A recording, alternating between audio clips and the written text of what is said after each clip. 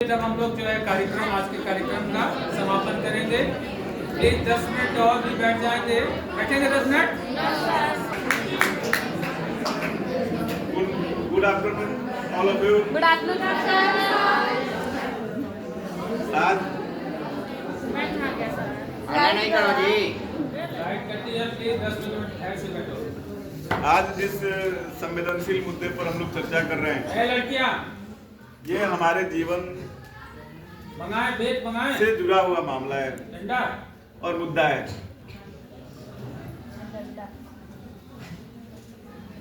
जिसमें हम लोग जल संरक्षण, भूमि संरक्षण, वायु प्रदूषण, पेड़ पौधों का संरक्षण के संबंध में अभी तक जानकारी लेते आए। हमारे सभी शिक्षकगण इसके बारे में विस्तृत रूप से तुम लोगों को बताएं। जहां तक प्रदूषण का मामला है, तो प्रदूषण जो है ये भी आज हमारे लिए क्या है, केवल हमारे लिए ही नहीं, पूरे विश्व के लिए एक भयानक राक्षस की तरह विकराल रूप लिए खड़ा है। पॉल्यूशन, जिसको हम यहाँ पे वायु प्रदूषण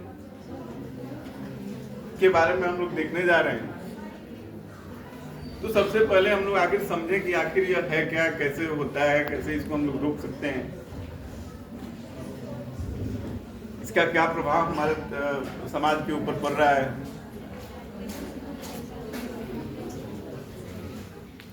वायु प्रदूषण जो है क्या है?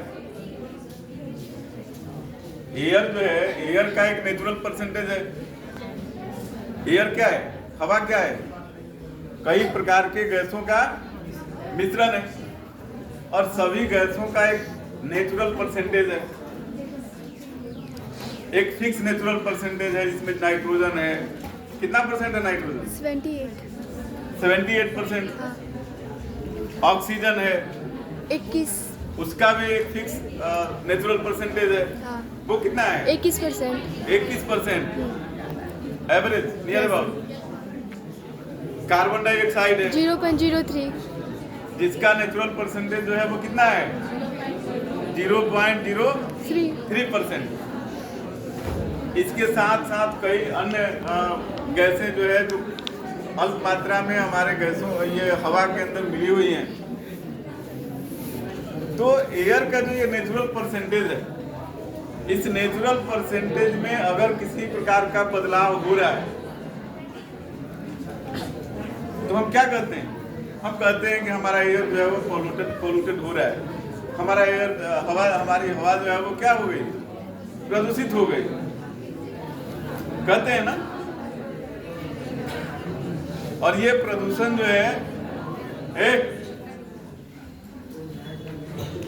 ये प्रदूषण जो है हमारे लिए बहुत खतरनाक है।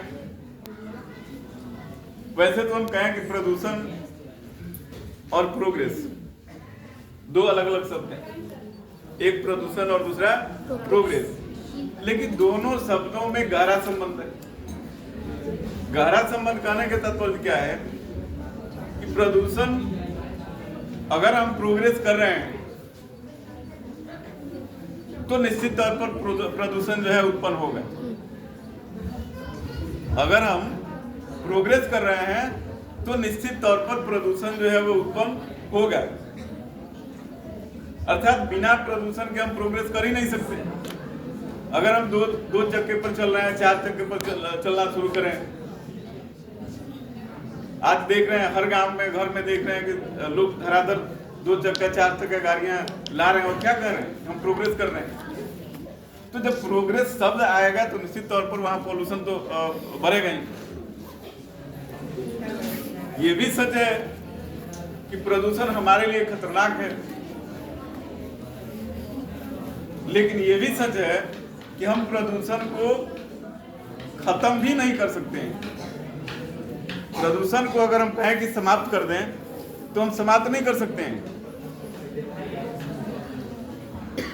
2 शब्द आता है,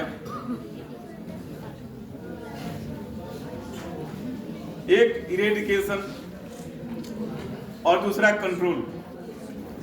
तो हम पॉल्यूशन को कंट्रोल तो कर सकते हैं, लेकिन इरेडिकेट नहीं कर सकते हैं। कहने का तात्पर्य है कि हम उसको अगर प्रोग्रेस करना है, प्रोग्रेस हम कर रहे हैं, तो हम उसको अस्थायी तौर पर समाप्त नहीं कर सकते हैं, बल्कि हम उसको क्या कर सकते हैं? कंट्रोल कर सकते हैं, नियंत्रित कर सकते हैं। और ये प्रदूषण का सबसे बड़ा कारण क्या है? इस प्रदूषण का सबसे महत्वपूर्ण जो कारण है वह हमारी आबादी है, हमारी बढ़ती हुई जनसंख्या है। पॉपुलेशन एक्सप्लोजन जो काफी तेजी से बढ़ रहा है, ये सारे प्रदूषण का मुख्य कारण है। क्योंकि जब हमारी जनसंख्या बढ़ेगी तो हमारे लिए भोजन, वस्त्र, आवास, मनोरंजन इत्यादि की आवश्यकताएं भी बढ़ेंगी। और इन सारी आवश्यकताओं के लिए हम क्या करेंगे?